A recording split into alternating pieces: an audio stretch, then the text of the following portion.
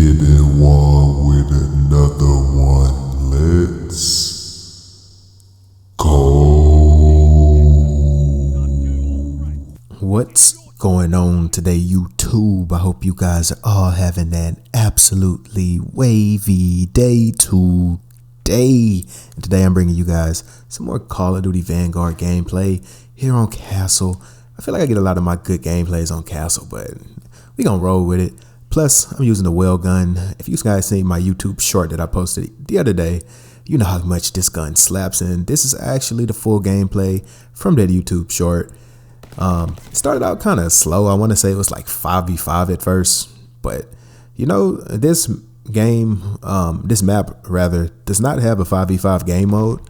And I feel like if this map had 5v5 or maybe even 6v6, it would flow so much better than 10v10.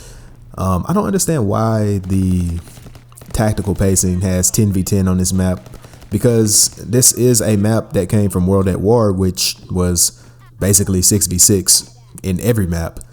And you know, this, like, you know, the gameplay is kind of slowish, but I actually enjoyed these first couple minutes before the lobby got full of you know, the full 10v10. But yeah, this match, again, it started off kind of slow, but it does pick up towards the end.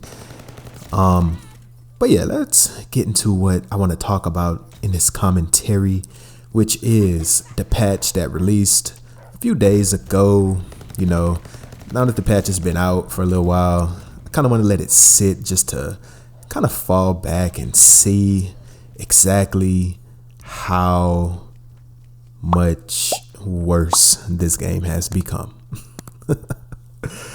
So I called it in my last video. It was in the title. Basically said Vanguard patch coming soon, but what will it break, or something to that note. And of course, when there's a new Vanguard patch, there is things to be broken. And at this point, I've kind of given up on this game ever being in a somewhat playable state. You know, they still have the aim assist issue on Xbox, I believe, which hasn't been fixed, and it's been like that for over a month now. It's just so weird. Like, I honestly feel like the reason this game is failing so bad is because right now Vanguard has no QA testers. They walked out on Activision, I believe, last month, and you know, there's no one testing these patches when they come out, which means we'll probably never see this game to what could be its full potential. Now, Vanguard on paper, it is a decent game. I'm not gonna call it a great game. It is a decent game on paper. All it needs is some fine tuning, and this could be a great Call of Duty game. But I honestly do not see that happening in this game's life cycle. You know, we usually wait until what, around summer, you know, and Call of Duty release around October, November, and then the following summer, the game usually gets in that state where it's actually pretty decent, like Black Ops Cold War. I stand by that to this day. Black Ops Cold War is a excellent game. Like, you know, a lot of commentators, they call it boring, they call it slow, they call it, you know, but I actually enjoy Cold War. Like, the movement in that game, the gunplay, hell, the guns themselves. Cold War is a fun Call of Duty game as it stands right now. It took Treyarch about, you know, 6, 7, 8 months to get the game in a playable spot, but I just don't see that happening with Vanguard. I still see this game being a complete piece of trash. Even after the eventual summer update, you know, again, they usually release those summer updates, and those are usually the best updates for the game as far as content wise, and basically putting the game in that state where it's pretty much going to ride off into the sunset. Because, you know, after summer, everybody's already going to be hype about Modern Warfare 2, which, you know, there's already rumors that Modern Warfare 2 2022 is going to release in October because of Vanguard's bad sales. And I could believe it. they released Cold War in October because of Modern Warfare. So yeah, we will see how it goes. I just had, even going into this game, you know, I didn't really have a lot of faith in Sledgehammer.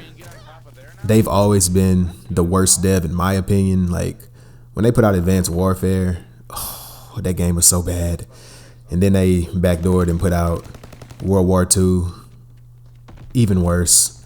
Though allegedly World War II is a decent game nowadays. I never played World War II. I played the beta in that game and went back to Black Ops 3.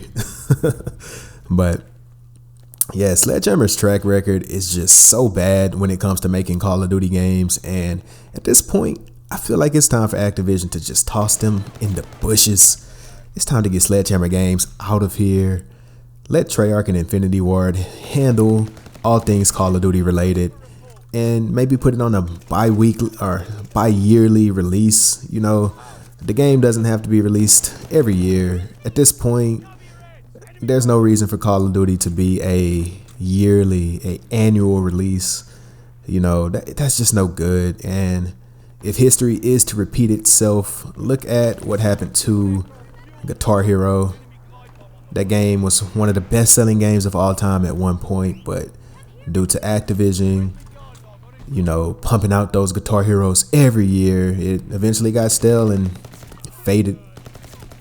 It went to the Shadow Realm. But I don't want to see Call of Duty fade into obscurity. I don't want to see Call of Duty just cease to exist. I want Call of Duty to be great, and at the rate it's going, you know, I feel like eventually there's going to be a point in time where people just finally move on.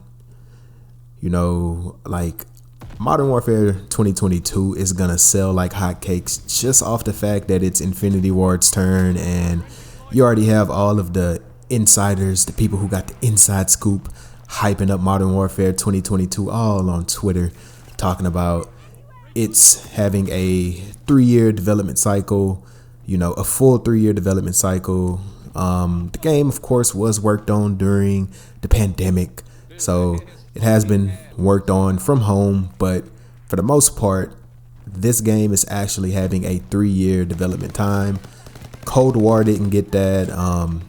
Sledgehammer Games actually was working on Cold War, and something happened. Nobody knows what happened. Maybe it was just so bad that Activision was like, you know what?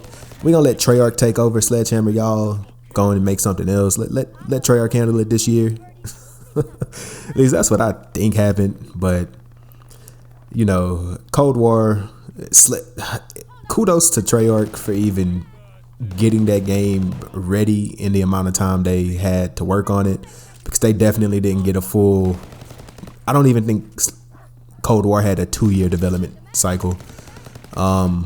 Vanguard probably, honestly, less than 2 years as well, definitely, because again, Sledgehammer, the creators of this game, were working on Cold War, and Cold War came out in 2021, and Vanguard, 2020. Cold War came out in 2020, and Vanguard came out, you know, last year in 2021.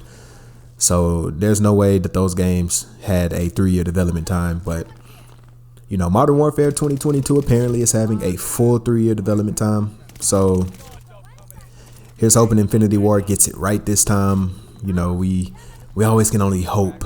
We can never just, you know, like the old days in the first maybe 5 at the time Modern Warfare, or 5 Call of Duty game releases at that time. Like I'd say Call of Duty 4 in 2007 up until maybe Black Ops 2 were definitely like the best times to be a Call of Duty head. You know, like those games. Now Modern Warfare 2, again, that was a broken game, but it was so broken that the community loved it. Like, but that game, even that game, is better than Vanguard. But man, here's hoping Modern Warfare 2022 is good. Activision, toss Sledgehammer Games in the bushes. We don't want them no more. we don't want Sledgehammer Games making Call of Duty games no more. We as the community, we have spoken. We don't want Sledgehammer. Toss them in the bushes. But anyways, I hope you guys enjoyed this commentary. If y'all did, go ahead and leave a like on the video and subscribe. It is absolutely free to subscribe to this channel, and you can cancel at any time. And also turn on that notification bell. I got plenty more coming soon. As always, y'all keep it wavy. Hit it one.